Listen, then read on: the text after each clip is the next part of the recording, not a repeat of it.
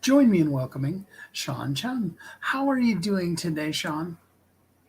Good. Thank you so much for having me, Steve. And just for Hey, everybody who might not know me yet, it's Shian Chuan. Shian Chuan. Yeah, I knew I was going to mess your name up. I'm sorry.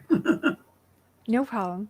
It's kind of a drinking game for the show is how many times can Steve mess up your name? It's all good. So tell us a little bit about you and how you show up in the world. Oh, thank you for that question. Um, a little bit about me. I've been a practicing coach, facilitator, and trainer for the last 10 or so years. And I'm based out of Seattle, Washington.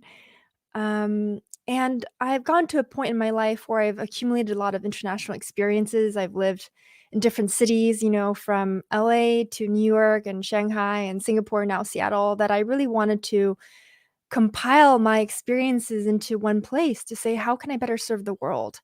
And in a time when so many of their systems are seemingly broken, and a lot of people are just frustrated and just exhausted and fatigued by all of the disruptions and chaos going around, I really wanted to craft this book as a guide for leaders who are looking to reset, to keep going, and to feel like they have support behind their journey. So here I am. Perfect. And the book is called Power Your Purpose, a leader's guide to create a better life and a better world. And it's available today. We'll put the link in if you didn't read it in the description, but let's talk a little bit about it. How do we power our purpose?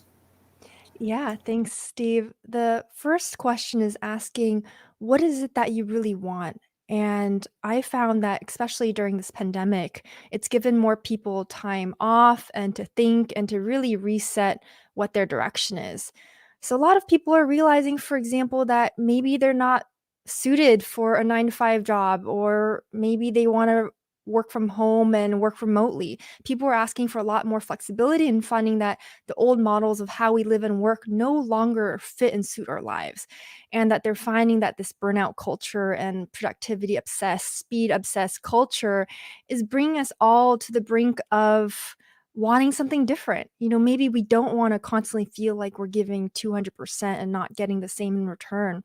So, finding our purpose is finding a system that works for you, where you feel as you are working to improve the systems by which we run whatever area or industry you work in, you have an internal system that can continuously refuel you and enable you to reach your goals.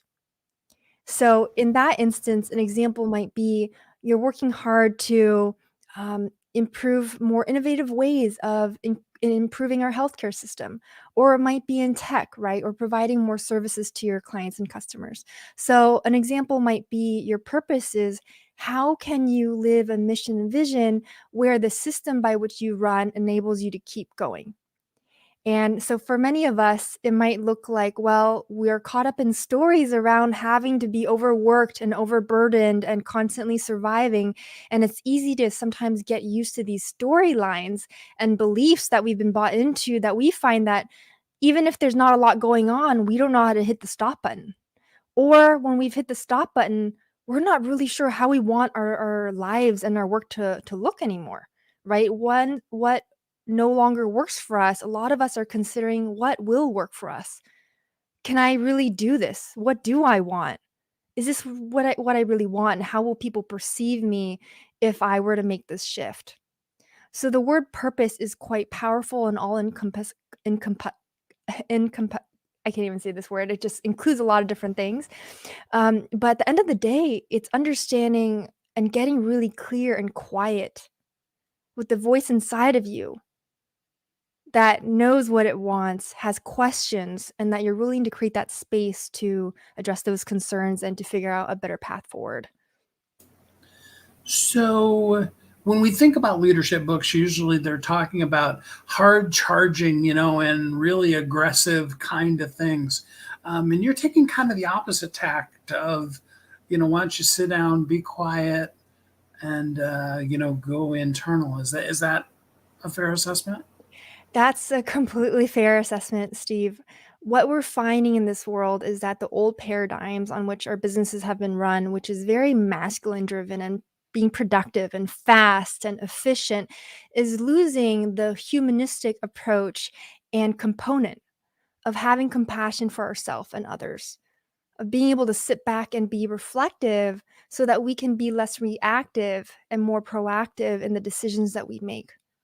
It's about allowing leaders to know when to step back and to observe rather than being judgmental and always having to be um, on a very aggressive forefront.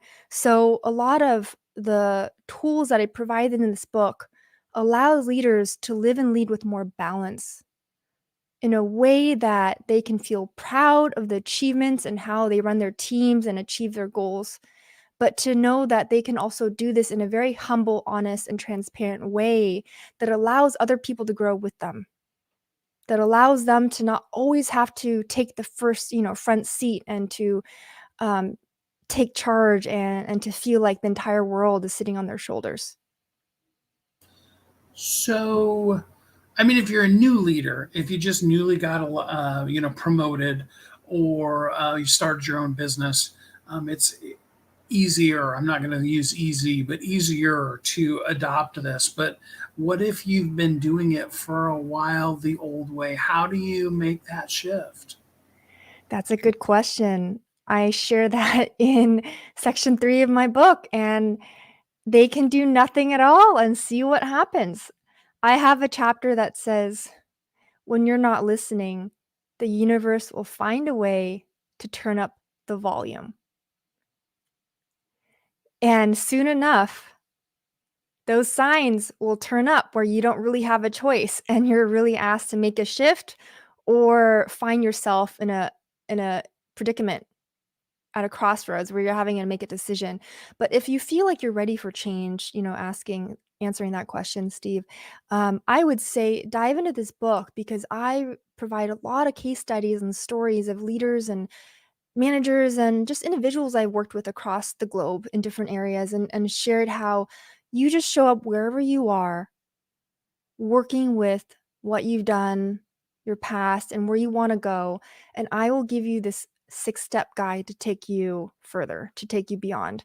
It's going to involve examining your foundation, the roots and the blueprint on which a lot of your behaviors and habits are built upon, and it's gonna really enable you to have a much more fulfilling and flourishing future where you know that the steps and path that you're taking is gonna fuel you and leave you more satisfied with less questions and more clarity. So I would just say pick up the book. I provide a very clear guide on how to do this, and it's in a very personal manner where you know you're not alone, you're doing great. Just start with where you are, and I'm 100% behind you.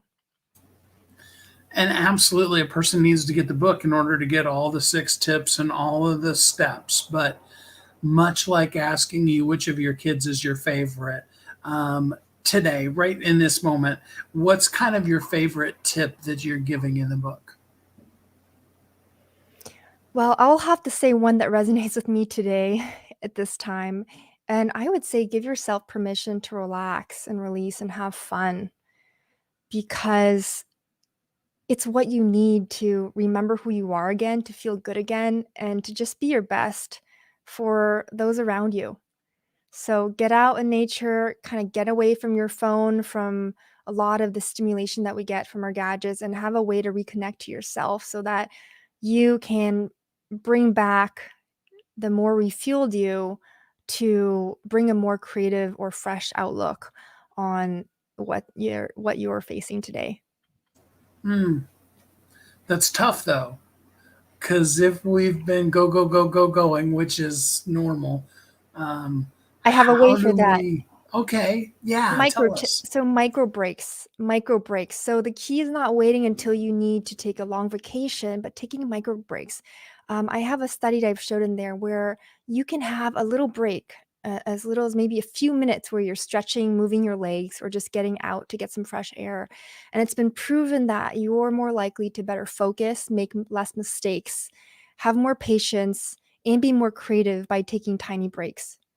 Our minds don't need necessarily more stimulation on these breaks. It could be as simple as just giving yourself 30 seconds where you're able to sit back, not engage it, not problem solve, and give it a second to reboot and reset.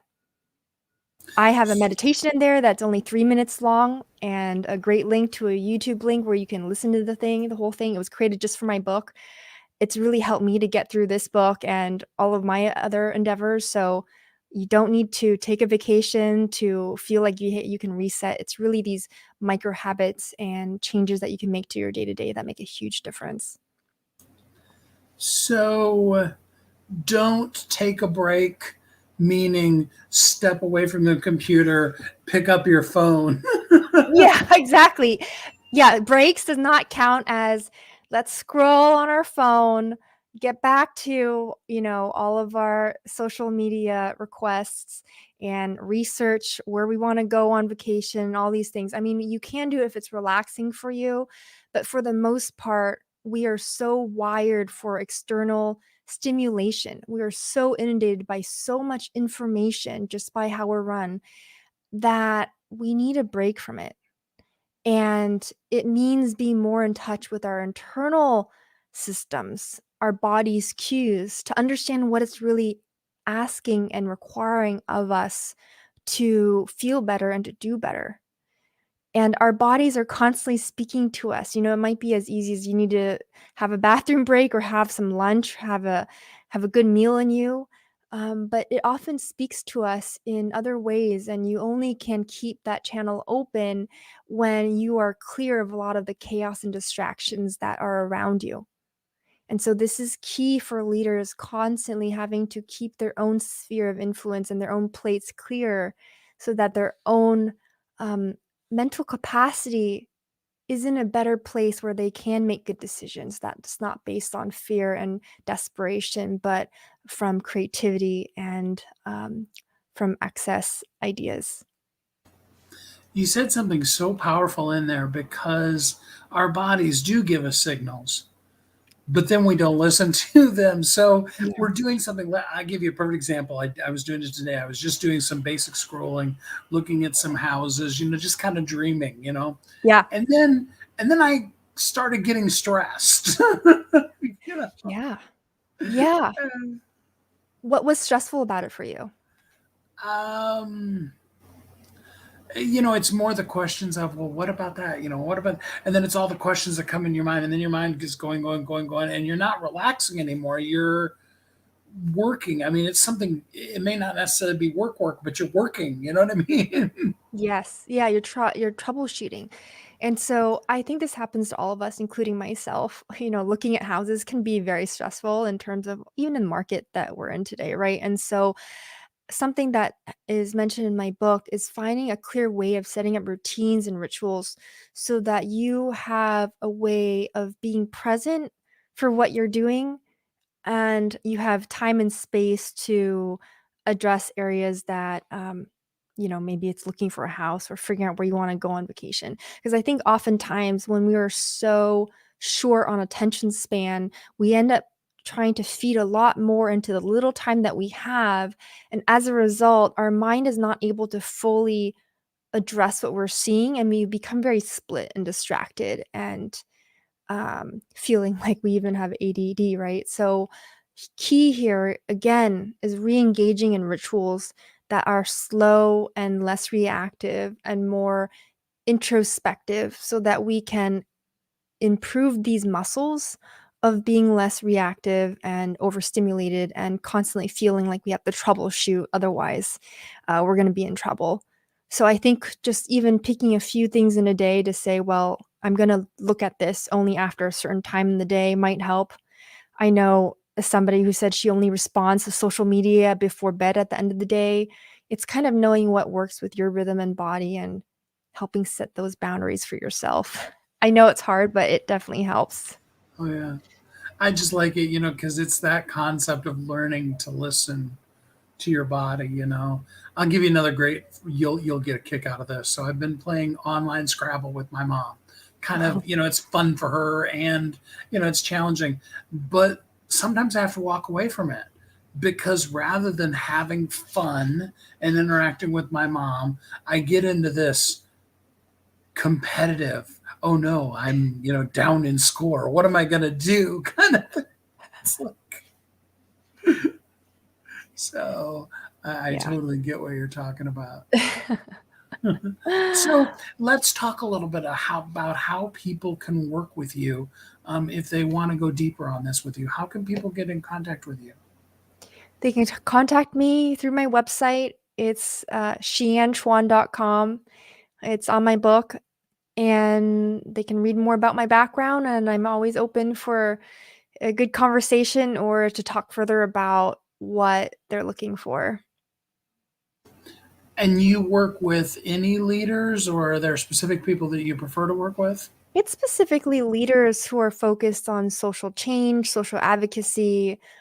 They might be entrepreneurs or they might be a leader in an organization, and they're facing a crux in their career where they feel like they've hit some sort of wall or ceiling, and they find that it's either driven by the environment that they're in that are no longer aligning with their values or how they feel things should operate, or it's an internal change where they feel like they're in a great position but something is bubbling and um, taking root within themselves that's requiring more thinking and reflection on how they want to build their next vision or how they really want to scale their legacy and their careers. So I would say if you're really passionate about what you do, you're working really hard, but you feel like you've hit some sort of peak and you're looking for support or clarity on what's next and how to build a better future, we can talk and go from there. So I just put the links in both for the book. The book again is called Power Your Purpose: A Leader's Guide to Creating a Better Life and a Better World. And I put the link in for that. I also put the spelling Shian Chuan. Did I say it right Shian that time? Chuan. Shian Chuan. Chuan. Shian Chuan. Okay, I think I got close that time. Yeah. For those that may be listening or whatever, that's spelled SHIANCHUAN.